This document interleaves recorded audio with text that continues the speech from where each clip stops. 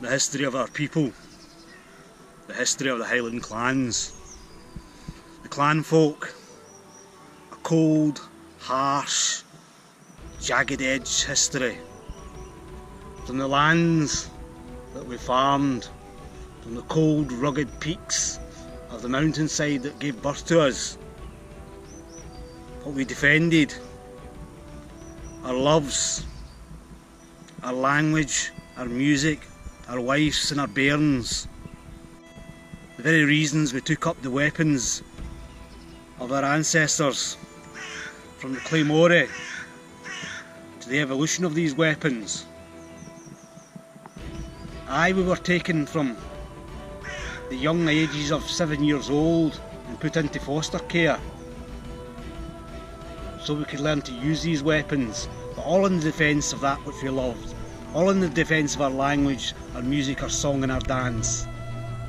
So the entire story of the Highland clansman, the cycle of that story, the mythology entwined with reality, from the garments we wore, these great philomores, woven from the beasts of the field, to every thread dyed from the plants within our clan's area, to the weapons we used, weapons sculpted by necessity, and weapons that we've learned to use in the cold, harsh dawns of the Highland hillsides, when ice and frost would stick to the corners of our fingertips. And we learned to fight, and we learned to defend, all of which would bring back home. Nothing was romantic about this pursuit, nothing that we learned, nothing that we were sculpted into bore any resemblance to romance. And our enemies came from all sides. They came from the oceans, they came from the south, and they came from the Mediterranean in time. By necessity, and by commitment to the defence of our land and the defence of our culture, and ultimately the defence of who we were, our very identity, we used these weapons, and we used these weapons in the cold, harsh light of the Highland dawn. And we used these weapons on hillsides and slopes. And aye, occasionally our enemies came from our own people. We're an argumentative race, a race perhaps of flamboyant, dancing, poetic individuals. And we argued, and we fought, and we squabbled.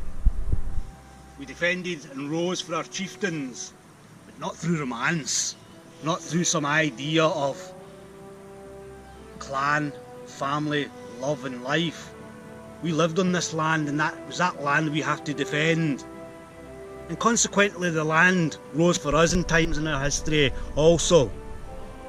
When that great army came from the Mediterranean, the army of Rome, and marched into this land thinking to conquer us, it was not the Calgacus and the tribes of this land that eventually conquered the Romans.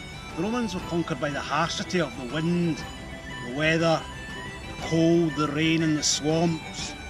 All that, backed up by the psychotic midget, sent the Romans back home again.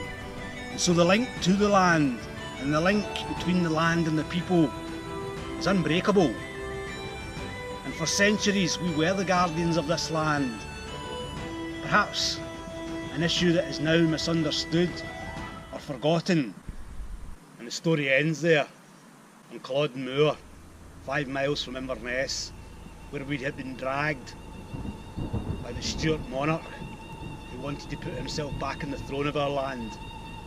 And we rose because our chieftains asked us to rise. And the land that we protected was protected no more. And the wives and the children and back in our clan lands were left exposed to the harshness of the red-coated soldiers, their men dead on Dramossy, lying with musket shots, harsh steel by our sides. So now tell me of romance. Tell me of the romance of Highland clans. I see no romance in death. I see no romance in my clanfolk lying bloodied on Culloden Moor. don't see death, I see murder. I see the hearts of Highland clansmen that rose for the best of intentions, taking down roads which we should never have been, taking to lands that we had no right being in, leaving our wife and our children exposed in our clan lands. And so the cycle is broken.